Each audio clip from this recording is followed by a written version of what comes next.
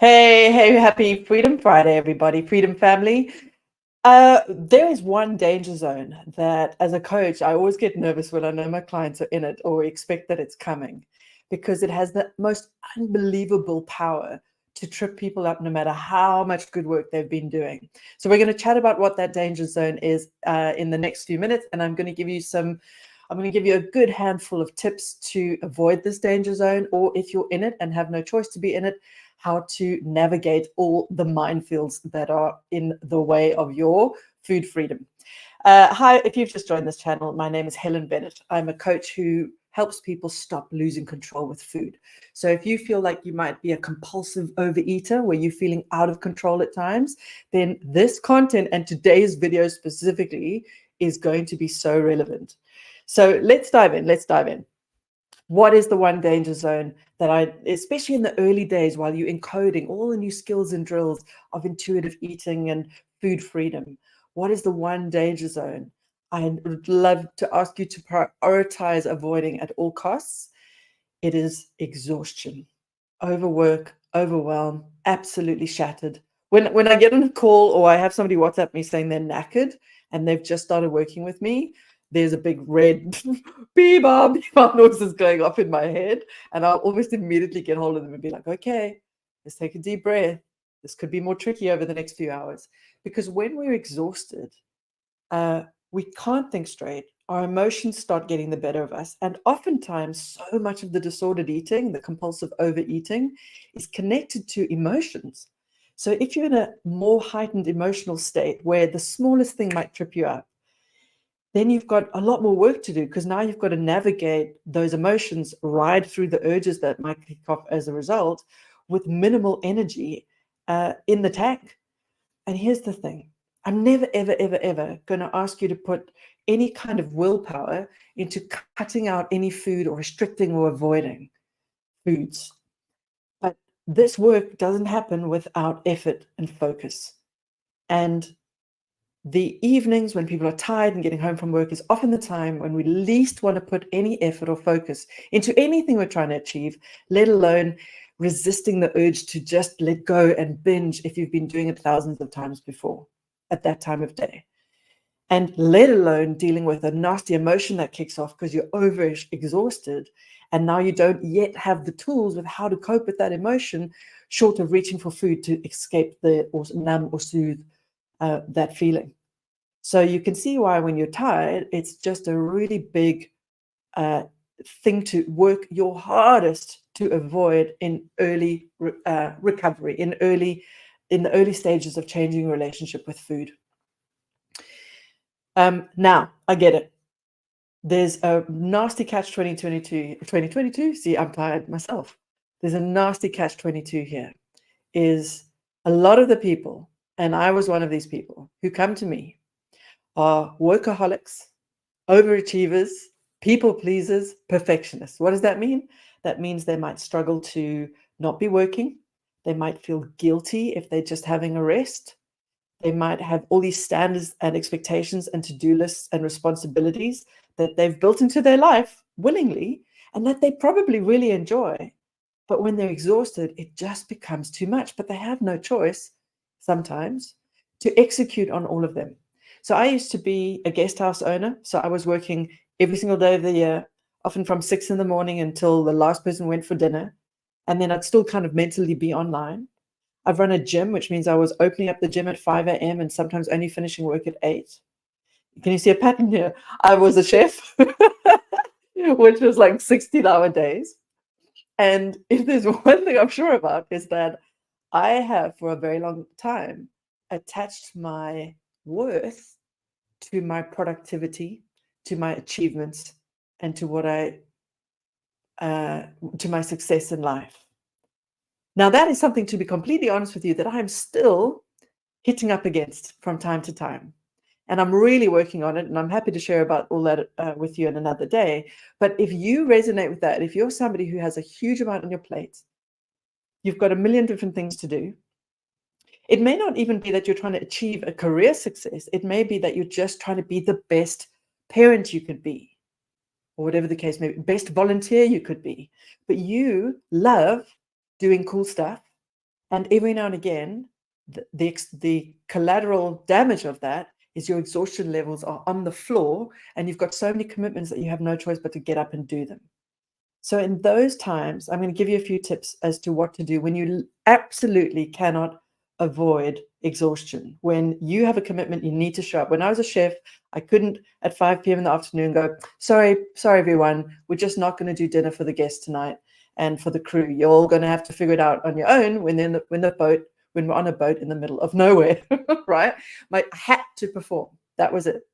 And what I noticed, and you might notice this too, is there were times where I was so exhausted and there was no possible way to get that additional rest that I so needed, that I would end up in tears. And in fact, by my 3rd or 4th year on the yachts, I actually just accepted that there would probably be a period or a day in a sort of 3-week period at which I would just have a massive tearful breakdown.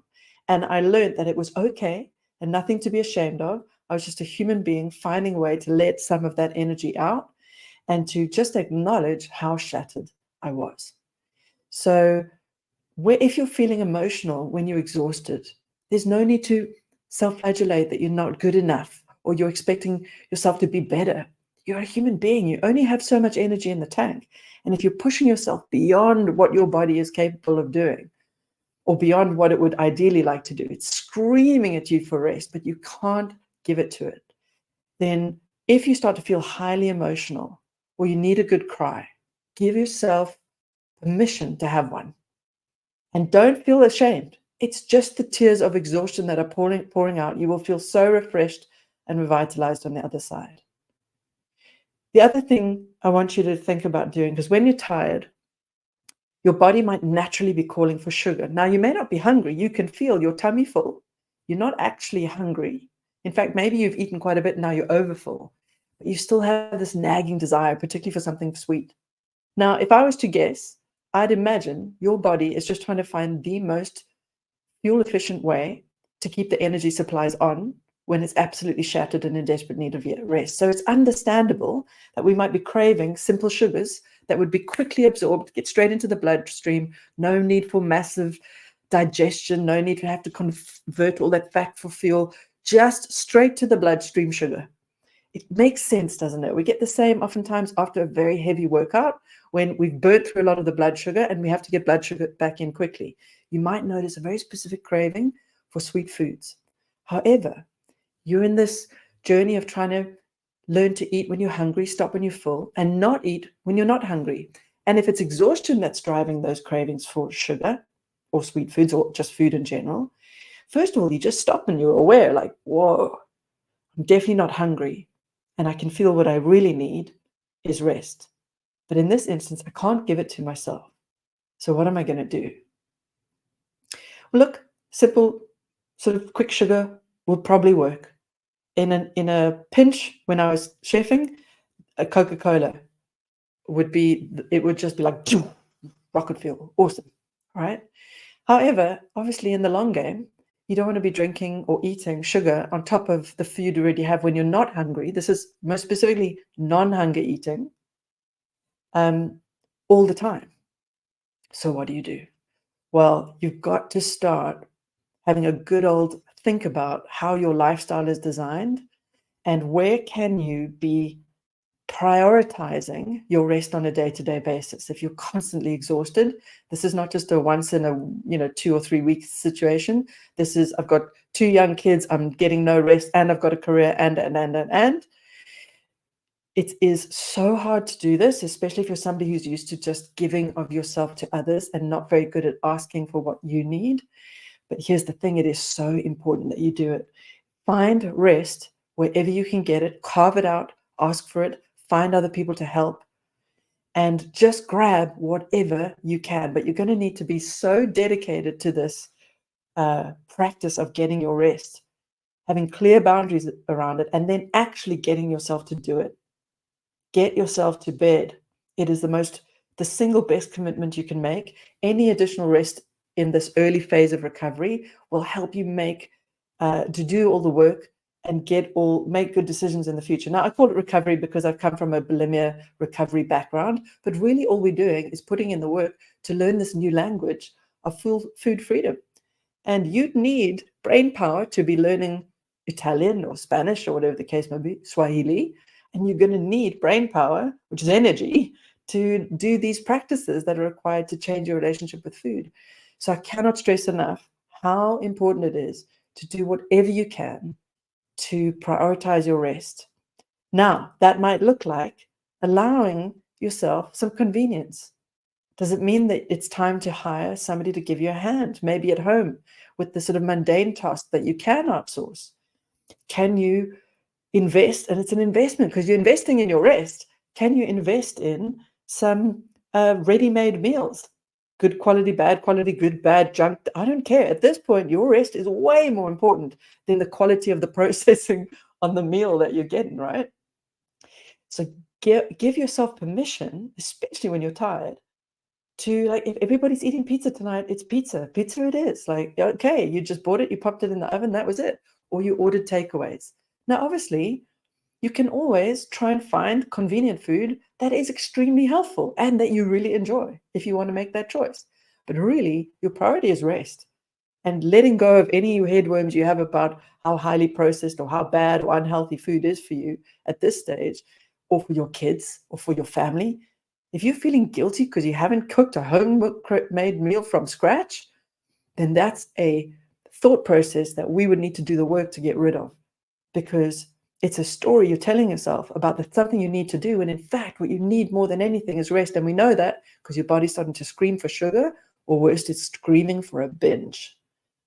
And if you, somebody who's used to binging, when you have been exhausted in the past, there's a habit loop there that's set up in your mind or in your brain, in your neurochemistry, that needs to be broken. And the only way to break that loop is to have the trigger, the exhaustion, not have the response be the same. So now this trigger of exhaustion is coming up, and you can feel you want to binge because that's what you've always done, and it comes with some pleasure and escape. And when we binge, what happens? We go offline. We actually give ourselves a little bit of mental rest when we're eating, right? Because we get the pleasure and the feeling, but it actually slows everything down, makes us a little bit tired. And just for a moment of eating, it's not doing anything productive. You can see how powerful food is and actually meeting a need there. You're tired, you can't get rest, but you can get the next best thing. You can get 5 or 10 minutes of just eating, which allows your mind to run, of just checking out. We never self-sabotage. We're always giving ourselves what we need. But food's not the best solution in this instance. What is the best solution is rest. So if you can't get it, you're going to start getting some food ordered in, start booking for help wherever you can get it. Ask for what you need. Ask other people to help you so you can get to bed 10 minutes earlier. And here's the last one. And this one I discovered when I was on the yachts as well. It's fantastic. When I was young, because I was chefing, I was nibbling all day. So I was very rarely actually hungry. And there were some times of the day where I had been tasting all day and I couldn't bear the thought of putting food in my mouth, but I was shattered. My body was screaming, let's eat something. It'll make us wake up, right? But what I learned was I could do the Coca-Cola. Fair enough, that could work. But actually, there was another great little tip or trick that I learned, and that was electrolytes. Electrolytes, as the name suggests, are little buggers that give you a ton of electricity, well, energy. They give you a lot of energy, right? And electrolytes are minerals, potassium, sodium, magnesium, etc., that help your body do its normal day-to-day functioning. It helps the cells fire and for things to transmit through your neural wiring. So if you're depleted in electrolytes, you're going to be starting to feel really tired. And oftentimes, if somebody's been overworking or over-exercising, or sometimes if somebody's struggling with bulimia, they might be purging or using laxatives or whatever the case may be, they may well be electrolyte deficient. But even if you aren't, I actually found that a sachet of electrolytes towards the end of a long day, when I still had a good few hours ahead of me, dissolved into some water. Within 20 minutes, I couldn't believe there was just this shift and I was online again. And I've recommended that to a number of my clients. Obviously, they need to check and you need to check with your health provider if it's safe and you want to make sure salt levels are reasonable, etc., etc., etc. But for the most part, electrolytes will help boost your energy levels in a pinch. We don't want to be using them every day like crack cocaine. Don't know why I said that. Problem with lives is I can't edit this. I just have to roll with it. So it is what it is. But I've got distracted. Electrolytes are wonderful. You can buy them at a pharmacy. You can order them online. There's a brand that I loved. I'm not able to access them anymore, but it's LMNT. I think it's lmnt.com. Element, LMNT. Fabulous. Now, it's just going to taste like salt in water, but it'll be astounding. And some of it, if you have a whole sachet, you could be like, it's a lot of salt. But if you are desperate for energy and you don't want to eat because it'll just make you feel sluggish and tired and overfull, then they might be just the best thing you can have on hand for when you're extra tired and you have no capacity to rest. Now, as I say, we don't want this to be an everyday thing. If it's an everyday thing, it probably means your lifestyle or your career needs some kind of serious change, which is why I'm not a chef anymore, because there's only so long we can abuse our bodies in that way and pull those kind of hours and survive without going insane, right? Or take some serious drugs, right? So I've said them again, what's wrong with me? So here we are talking about electrolytes.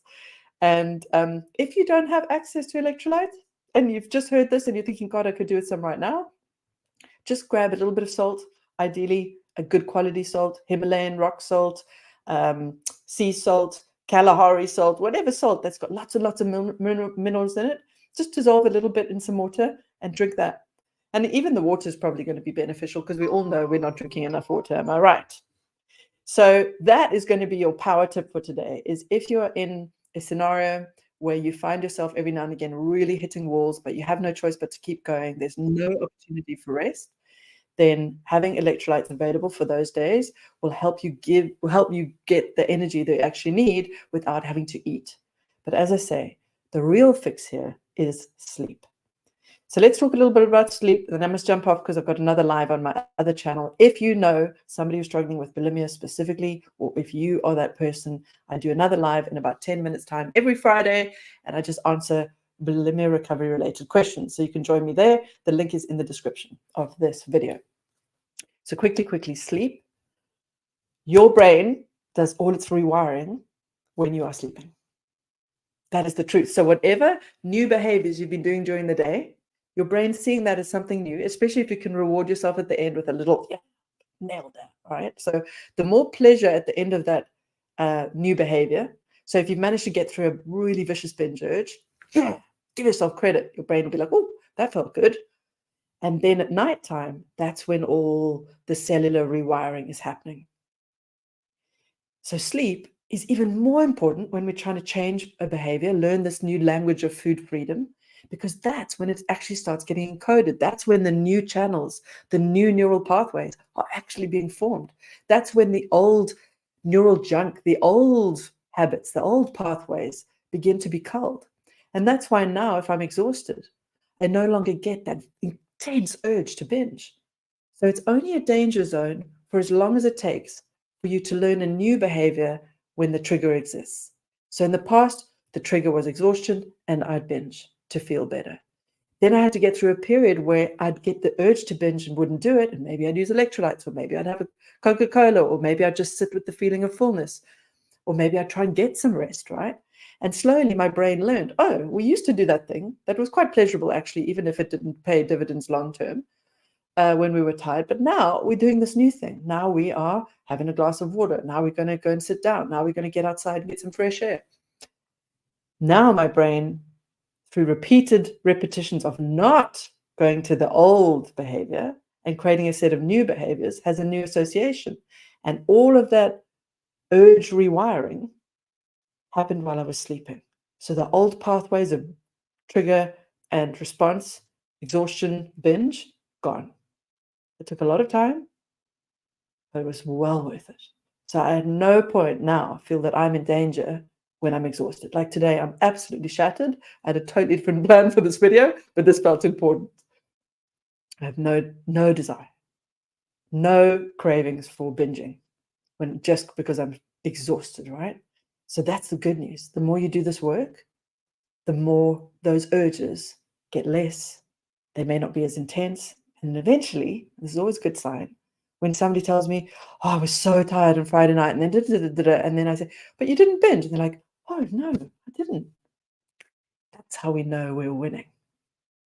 So you want to prioritize rest. If you can't get rest, get some convenience foods, get some help wherever you can, ask for help, try and get a 5-minute power nap, and then have some electrolytes available so that in a pinch, when you can feel you're really tired, but you have to keep going, you've got something to go to that won't make you feel guilty or full or sluggish. But the most important thing is, if this is a regular occurrence where you find it's every night you're exhausted, and every night you notice you're exhausted and then you want to binge, you're exhausted, then you want to binge, you're exhausted, then you want to binge, and you just can't find the time to get the rest you need, then we have to have a tough conversation about some big lifestyle changes that have to happen. And I'm not saying that's quick or easy, but the good news is it's possible, because we can only do so much rewiring. And at some point, we're just so exhausted, our body will take over and do anything it needs to get the energy in us that we're forcing it to use without the rest. So I'd rather you learn this now and start prioritizing your sleep and your rest and your downtime than keep trying to push up against it and should on yourself for not being productive enough, or worse, feeling guilty for being lazy. That's one of the reframes we have to do in this work. Is rest is probably one of the most productive power tools you can give yourself. Even though you're doing nothing, you actually need it way more than you need. And rest and good quality sleep will help you achieve all of your goals, including your goal of having a great relationship with food without any urges to binge. So it's powerful. And it's now, when you start reframing rest as being the most productive, most effective thing that you can do for your recovery or for your changing your relationship with food, you can slowly start to get behind it and really just enjoy it and allow it. Give yourself permission to have it.